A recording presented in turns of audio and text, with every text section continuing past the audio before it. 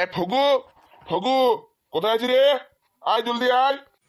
দূর বাবা, আর বাবা কেনে যে ডাকছে জানি নাই। বলো বাবা, কি বলছো বলো, ডাকলে কেন? যা তো গিয়ে 1 প্যাকেট দুধ নিয়ে আয় তো।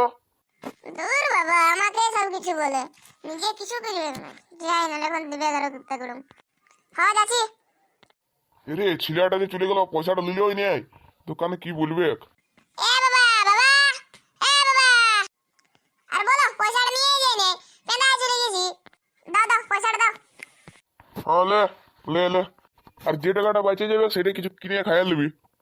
ঠিক আছে, এই জন্যই তো যাই আমি তোমার কথা শুনে দোকান, তুমি দাও বলেই নিও। লা লা লা লা লা লা। এ দোকান আছে নাই রে? হ্যাঁ আছি, বল কি নিবি? আমার একটা দুধ প্যাকেট দে না। মনে হচ্ছে নাই রে, দাঁড়া দেখছি, যদি থাকে তো দিব। পাচ্ছি নাই তো, এইখানটাতে ছিল। নাই রে, দুধ প্যাকেট নাই আজকে, কালকে আসবি, কালকে আনে রাখবো। দূর, তোর দোকানে যে কি থাকে, তুই খালি আছিস মুখটা দেখাবার জন্য। চল, ভাগ্য নাই তো আর কি করবো, যাই ঘর দিকে। এ বাবা, বাবা, এ বাবা। হ্যাঁ বল, পালি দুধ প্যাকেট। না বাবা, পালিয়ে নিয়ে আয়, পুরাই নিতে বলছে। উহ, লুড়কির কাছে কিছু থাকেই নেই তো, ও পেঁদায় দোকানটা খুলে আর বসে আছে।